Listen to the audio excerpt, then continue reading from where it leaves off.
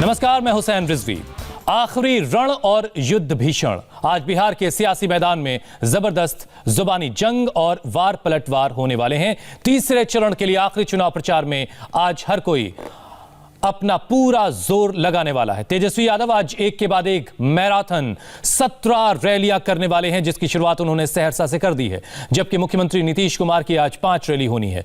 इसके अलावा चिराग पासवान भी 8 रैली कर रहे हैं। बीजेपी अध्यक्ष जेपी नड्डा की 2 रैली होगी। कुल मिलाकर आज चुनावी शोर थम जाएगा और उससे पहले हर कोई अपनी पूरी ताकत लगा देना चाहता है। ये 5 अलग अलग तस्वीरें। तेजस्वी की आज 17 रैलियां हैं, नीतीश की 5 रैली है, चिराग की 8 रैली है। आखिरी फेज से पहले बिहार में राम मंदिर से लेकर जंगल राज तक हर एक मुद्दा उछाला गया। इंडिया टीवी के 3 रिपोर्टर्स सीतामढ़ी, मधेपुरा और समस्तीपुर पहुंचे। वहां चुनावी माहौल देखा, वोटरों से बातचीत की और फाइनल राउंड के लिए ट्रेंड क्या है यह समझा। इस पर हमने एक खास रिपोर्ट तैयार की है, देखिए इसे आप। बिहार की फाइनल फाइट। जय जय श्री राम, जय जय श्री राम। 78 सीटों पर संग्राम। तिरहुत, मिथिलांचल, सीमांचल का फैसला। हम नौजवान हैं, नए सोच के हैं। नया बिहार बनाना है, तरक्की की बात। जो तीसरा राउंड जीतेगा बिहार में राज करेगा। के विकास के लिए और बिहार के विकास के लिए और समाज के हर तबके के उत्थान के लिए ये काम करेंगे। बिहार में आखिरी बाजी के लिए बिसात बिछ चुकी है। 243 सीटों में से बची हुई 78 सीटों पर कांटे की टक्कर है। ये वो सीटें हैं जहां एनडीए और महागठबंधन के अलावा पासवान की पार्टी एलजेपी से लेकर पप्पू यादव और ओवैसी की पार्टी तक असर रखती है। आज हम आपको मिथिलांचल, सीमांचल और तिरहुत रीजन का फैक्ट एनालिसिस के साथ साथ ग्राउंड रिपोर्ट भी दिखाएंगे। लेकिन उससे पहले अब तक की पिक्चर देख लीजिए। पहले चरण में 71 सीटों पर 55% मतदान हुआ। दूसरे चरण में 94 सीटों पर 54% वोटिंग हुई। अब तक कुल 165 सीट यानी 67% सीटों का फैसला ईवीएम में बंद हो चुका है।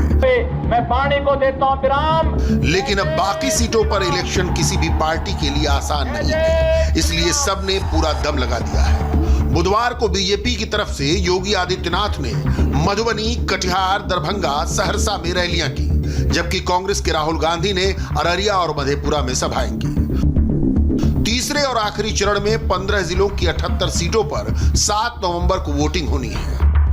इनमें तिरहुत रीजन के जिले पश्चिमी चंपारण और पूर्वी चंपारण की 6 सीटें, सीतामढ़ी की 5 सीट, मुजफ्फरपुर की 6 और वैशाली जिले की 2 सीटें हैं। जबकि मिथिलांचल में पड़ने वाले जिले मधुबनी में 6, दरभंगा, समस्तीपुर और सुपौल में 5-5 सीटों पर वोटिंग होगी। वहीं मधेपुरा, सहरसा की 4-4 सीट पर मतदान होना है। अगर सीमांचल की बात करें तो यहां के अररिया जिले में 6, किशनगंज में 4, पूर्णिया और कटिहार में 7-7 सीट पर वोटिंग होगी। India TV reporter Gonika Arora Tirhut के सीतामढ़ी जिले में पहुंची, जबकि राजेश कुमार मिथिलांचल के समस्तीपुर जिले और कुमार सोनू ने मधेपुरा से ग्राउंड कवरेज की। बिहार के चुनाव में राम मंदिर का मुद्दा खूब उछला है। प्रधानमंत्री मोदी से लेकर योगी आदित्यनाथ तक भगवान राम और माता सीता की बात रैलियों में कर चुके हैं। माता सीता की जन्मभूमि सीतामढ़ी जिले में है। यहां 8 विधानसभा सीटें हैं। 3 सीट पर दूसरे चरण में वोटिंग हो चुकी है। बाकी बची 5 सीटों पर चुनाव होना है। रीगा, मथनाहा, परिहार, सुरसंड, बाजपट्टी में वोटिंग होगी।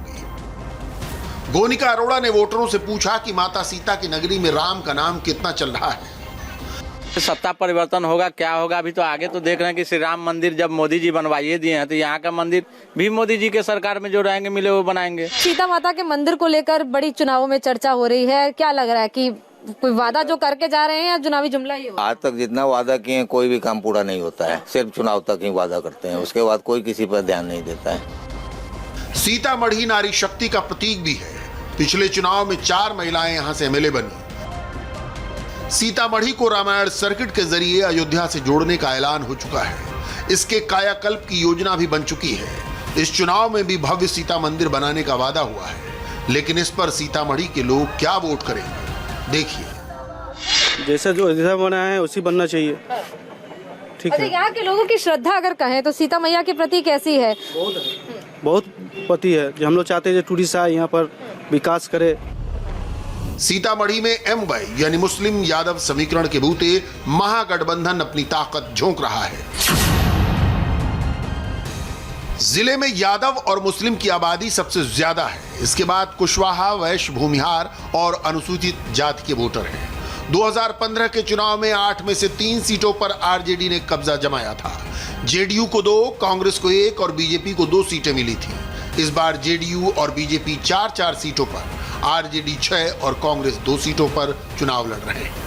सीतामढ़ी के अलग अलग ब्लॉक से हम आपको बता रहे हैं कि आखिर यहाँ के लोग किसे जिताना चाह रहे हैं। हम इस वक्त परिहार में मौजूद है। परिहार विधानसभा ये क्षेत्र है और यहाँ से इस वक्त मौजूदा विधायक गायत्री देवी हैं जो बीजेपी की प्रत्याशी हैं और इस बार वो ही मैदान में है। अगर यहाँ के समीकरण की बात करें तो यहाँ का समीकरण कुछ इस तरह का है कि मुस्लिम आबादी यहाँ 26% है। इसके अलावा महादलित यहाँ सब 26% है। वैश्य की जो जनसंख्या है वो करीब 17% है। लेकिन यहाँ का वोट बैंक इस बार लोग किसे देंगे, किसे इस बार यहाँ से जिताया जाएगा? नीतीश कुमार ने जो त्रस्त कर दिया, लोग से पूछिए, लोग को त्रस्त कर दिया, कहीं से कोई बेनिफिट नहीं। खुश है? नीतीश से खुश है। नीतीश से? हाँ खुश है। काम जो 15 साल हुआ खुश है? हाँ खुश है। खुश है कि सीता मंदिर बनेगा? हाँ बनेगा, इस बार बनेगा। इस बार तेजस्वी का सरकार आएगा तो बनेगा। तो आप कह रहे हैं कि यहाँ पर सीता मंदिर ज्यादा मंदिर जरूरी है, विकास भी जरूरी है, ज्यादा विकास भी हो? विकास और मंदिर दोनों जरूरी है। जय जय श्री राम। इस बार चुनाव में राम मंदिर का मुद्दा योगी आदित्यनाथ अपनी हर रैली में उठाते हैं, तो वहीं चिराग पासवान ने भव्य सीता मंदिर का वादा किया है।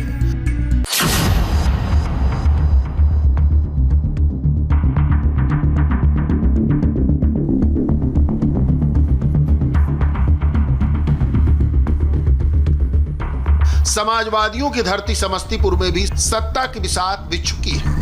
यहां दूसरे चरण में 5 सीटों पर वोटिंग हो चुकी है, जिसमें लालू के बेटे तेज प्रताप यादव की हसनपुर सीट भी शामिल है। बाकी बची 5 सीटों पर 7 नवंबर को वोट डाले जाएंगे। इस जिले में कल्याणपुर, वारिसनगर, समस्तीपुर, मोरवा और सराय रंजन सीट पर वोटिंग होनी है। 2015 के चुनाव में 6 पर जेडीयू, 3 पर आरजेडी और 1 पर कांग्रेस को जीत मिली थी। यहाँ SC/ST वोटर करीब 20% हैं। यहाँ यादव, कोयरी, मुसलमान और सवर्ण वोटरों का भी अच्छा प्रभाव है। यहाँ पिछड़ा वर्ग के वोटरों की तादाद काफी है।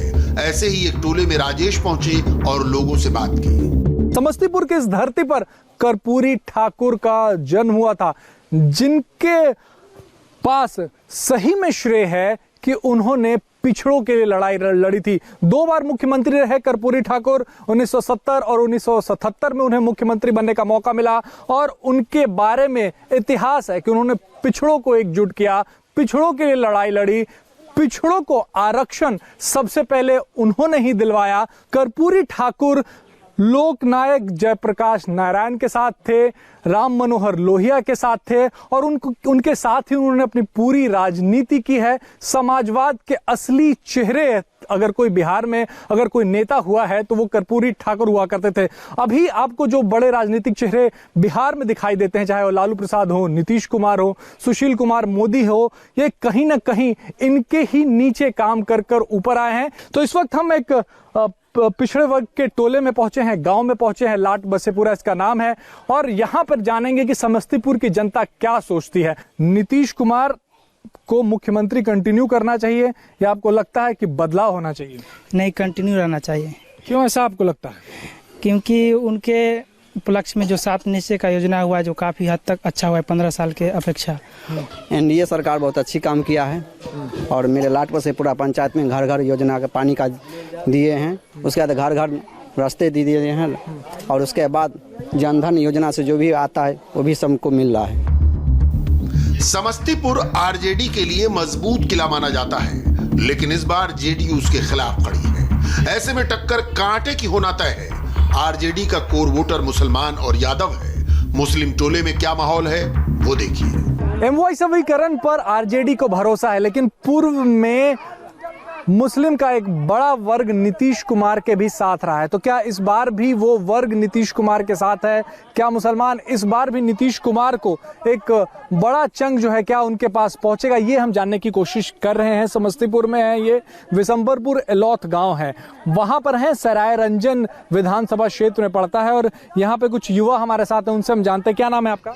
मेरा नाम अकील अहमद हुआ। अकील, आप ये बताइए कि इस बार जो सरकार है नीतीश कुमार की, वो सरकार रहेगी या आप बदलाव के पक्ष में हैं? देखिए, वो सरकार तो पहले बेहतर थी, लेकिन उनकी पार्टी जो ना गलत डिसाइड करके वो खुद को खराब कर लिए, बदनाम कर लिए पार्टी को। इसलिए उन जैसे कि वो अभी का माहौल देख के कोरोना को लेकर, ये सब को लेकर बहुत ज्यादा ये किए हैं, किसी का हेल्प नहीं किए हैं, बहुत सारी बातें भी हैं। 10 लाख नौकरी का वादा कर रहे हैं तेजस्वी यादव की पहली कलम उनकी चलेगी। तो आप युवा हैं, आपको लगता है कि जो तेजस्वी का जो वादा है उस पर भरोसा किया जा सकता है? जी, किया जा सकता है, क्योंकि बिहार में तो वैकेंसी है, तो उस पर नीतीश कुमार काम नहीं कर रहे हैं। एनडीए से जेडीयू ने 7 और बीजेपी ने 3 सीटों पर उम्मीदवार उतारे हैं। महागठबंधन से आरजेडी ने 6, सीपीआईएमएल ने 2, सीपीएम ने 1 और कांग्रेस ने 1 प्रत्याशी उतारा है। चिराग पासवान की एलजेपी भी 7 सीटों पर लड़ रही है। सहरसा में तेजस्वी यादव ने कैसे नीतीश कुमार पर निशाना साधा है, ये आपको बताएंगे ब्रेक के बाद।